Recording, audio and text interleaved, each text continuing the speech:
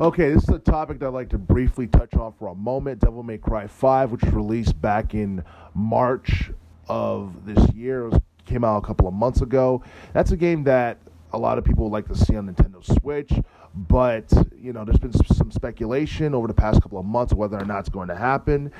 There's no question that the director for Devil May Cry 5 has expressed interest in porting the game for the Nintendo Switch. However, in an interview that he did with a German magazine, I believe it's called M Games, he had mentioned that he'd like to port it for Nintendo Switch only if a previous game that he worked on called Dragon's Dogma, which came out back in 2012, was ported for Nintendo Switch. And as we've seen, the game was eventually ported for Nintendo Switch. And Dragon's Dogma, for those who don't know, it's been out since 2012. It's been available for multiple consoles, including the PlayStation 3, Xbox 360, PlayStation 4, and the Xbox One.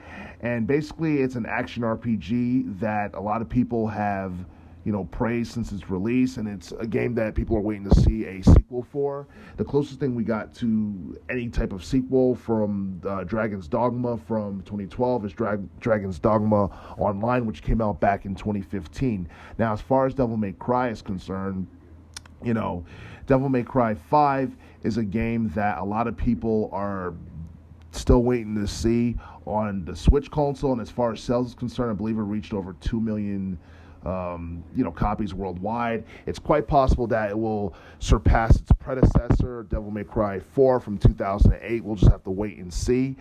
But seeing it released sometime before the holidays this year would be pretty cool. But if the director decides to hold off until 2020 to release Devil May Cry 5 for Nintendo Switch, it'd probably be worth the wait for some people. However, it's questionable whether or not the quality will be as good or if the frame rates will be similar to that of the PlayStation 4 or the Xbox One when, in TV mode or when it's docked.